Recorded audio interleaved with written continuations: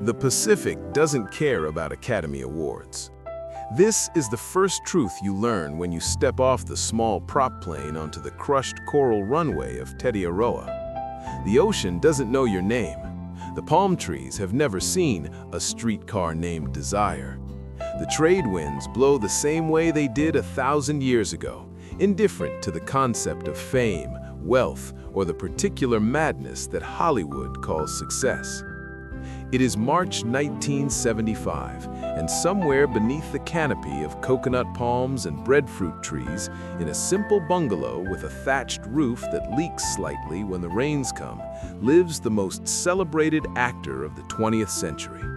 He is 50 years old. His hair, once dark as a crow's wing, is now streaked with gray and silver. His hands, those famous hands that once held the face of Eva Marie Saint in On the Waterfront, are weathered now, calloused from pulling fishing nets and repairing the generators that keep his small compound running. His name is Marlon Brando, and he is done. The weight of Godfather gold. 3 years earlier, the world had watched him transform into Vito Corleone. The cotton balls stuffed in his cheeks, the whispered words, the cat he stroked like an emperor surveying his kingdom. It had resurrected his career in ways no one could have predicted. The industry that had dismissed him as difficult and unbankable suddenly remembered why they had feared him in the first place. Not because he was volatile, but because he was honest. And honesty, in a town built on illusion, is the most dangerous currency of all. The offers came flooding in after that, mountains of scripts, each one promising to be the role of a lifetime. Studio executives who had refused his calls for years were suddenly sending champagne to his Los Angeles home, courting him like suitors before a reluctant bride. The numbers they quoted were astronomical, millions upon millions for a few months of work. He said no. Again and again he said no. They couldn't understand it. How could anyone walk away from that kind of money, that kind of power? Didn't he realize what they were offering him? But Brando understood something they never would. He understood that every dollar came with a chain attached. Every contract was a leash. Every handshake with a studio boss was a small death of the soul, a surrender of the self to the machinery of entertainment. He had spent 30 years feeding himself to that machine, and he had finally realized it would never be satisfied. It would consume him completely if he let it. His talent, his principles, his humanity, and then it would move on to the next bright young thing, leaving his bones to bleach in the California sun. No, he was done being consumed. The Island of Forgetting. He had purchased Tetiaroa in 1967, drawn to it during the filming of Mutiny on the Bounty. The 12 islands that made up the atoll had called to something deep within him, something older than his career, older than Stanley Kowalski, older than the mythology that Hollywood had constructed around his image. Here, he could be nobody. Here, he could wake at dawn and walk the white sand beaches without a single photographer hiding in the bushes. Here, he could sit with the Tahitian families who worked the land and learn their language, their customs, their way of seeing the world. They didn't care about his Oscar. They cared about whether the breadfruit was ripe, whether the fishing had been good, whether the children were healthy and the elders were comfortable. This, Brando realized, is what he had been searching for his entire life. Not fame, not adulation, but connection, real human connection, stripped of all pretense and performance. A day in the life of rebellion. The morning mist hangs low over the lagoon as Brando emerges from his bungalow.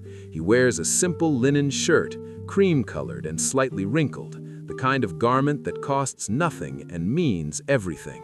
No designer labels, no tailored suits, just cloth against skin, functional and unpretentious. He lights a cigar, a habit he knows he probably should quit, but out here with the salt air and the endless horizon, it feels less like a vice and more like a ritual. The smoke curls upward, mingling with the humid Pacific air, and for a long moment he simply stands there, watching, breathing, being.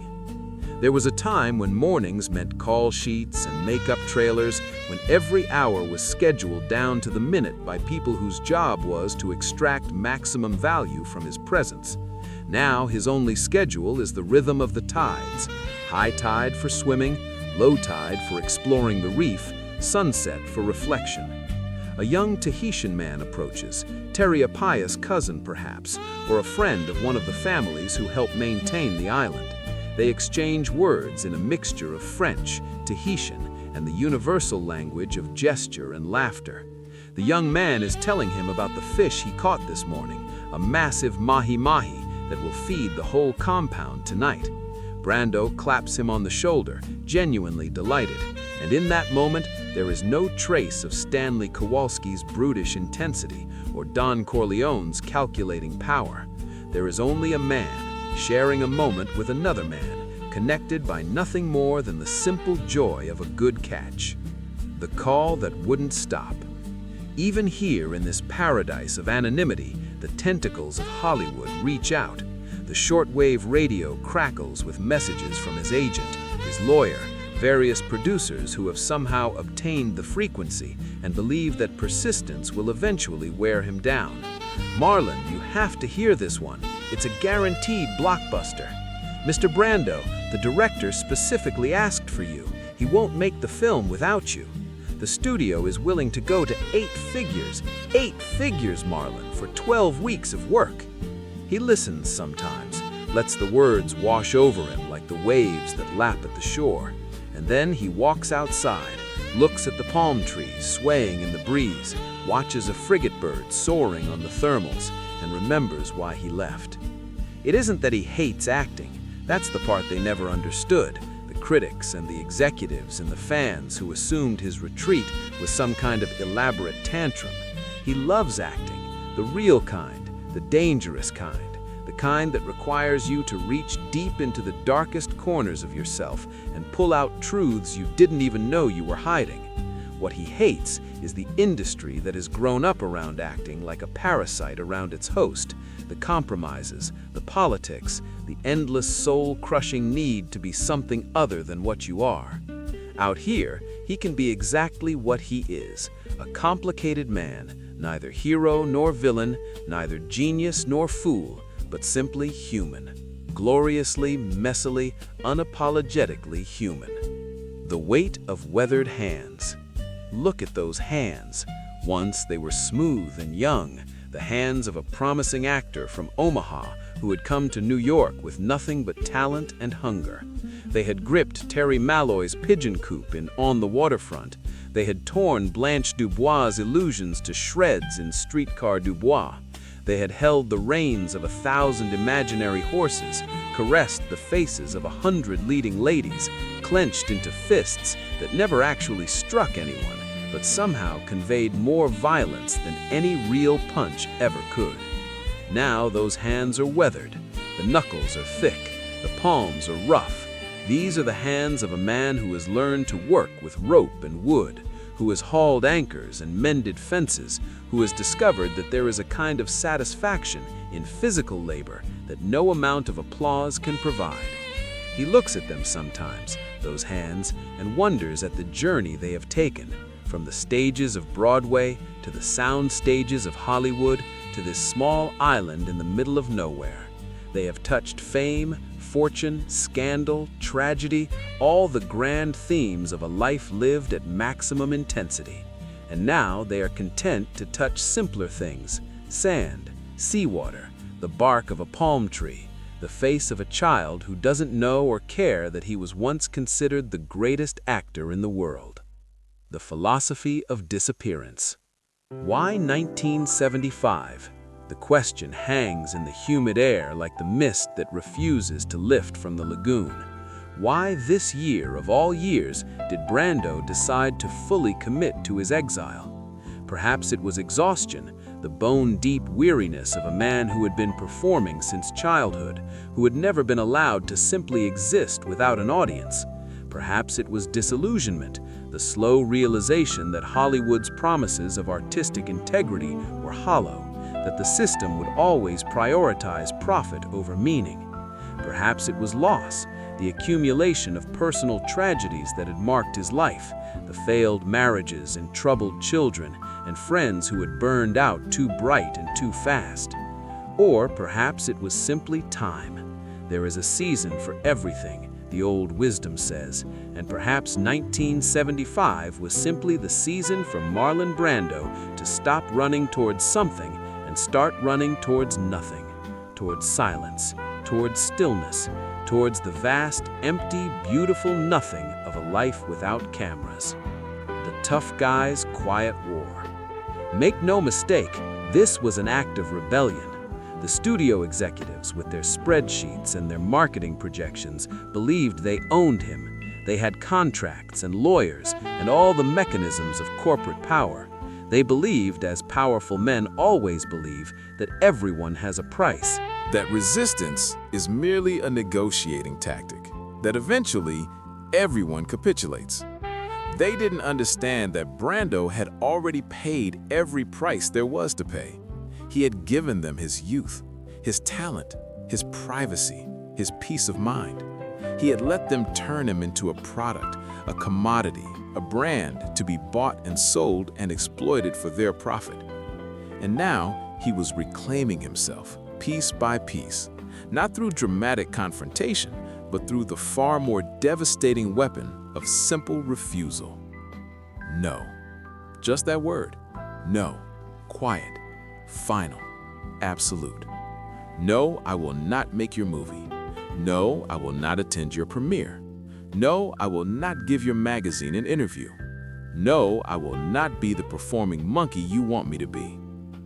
This is the tough guy side of Marlon Brando that the world rarely saw.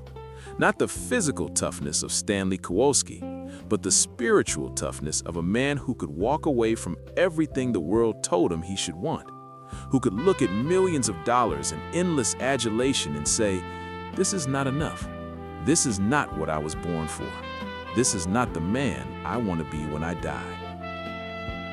Sunset on Tetiaroa.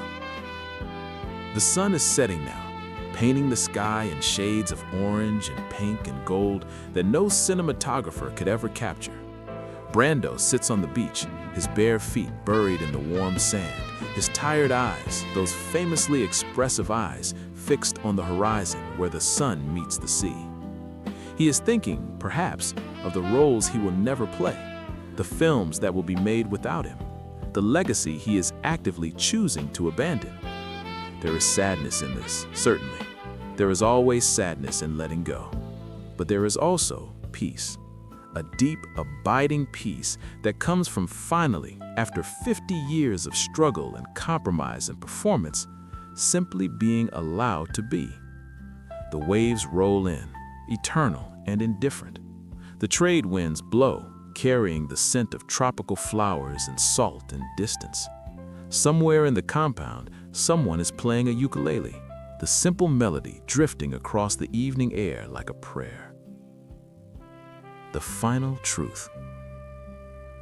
They will tell stories about him, of course. They always do.